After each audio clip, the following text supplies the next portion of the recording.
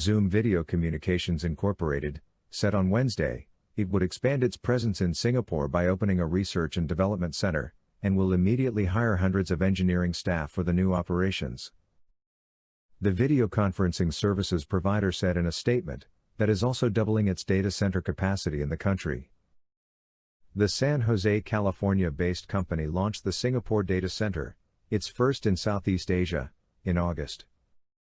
The company has seen a surge in users of its video conferencing service this year, with millions of workers and students using its video platform as they work and study from home, due to the coronavirus-led lockdowns. We plan to immediately hire employees, Velkami Sankarlingam, president of product and engineering for Zoom, said while floating the company's expansion plans. Zoom said it would select the location for its new center as pandemic-related, remote work mode subsides, adding to its existing RAN centers in the United States, India, and China.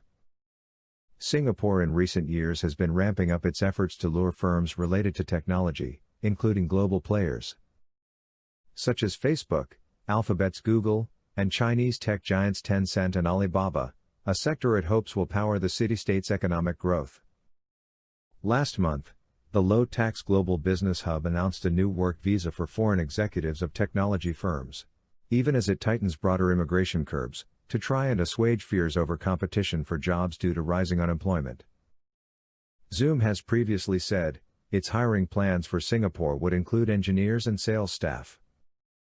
The company said it has more than 3,800 employees globally, but did not provide a headcount for its Singapore operations. While the share price has climbed about 500% in 2020, Zoom warned last month that margins would remain under pressure next year, as its high number of free users makes it hard to offset a spike in cost to maintain growth. Please like and subscribe for more trends and news. Thanks for watching. See you in the next video.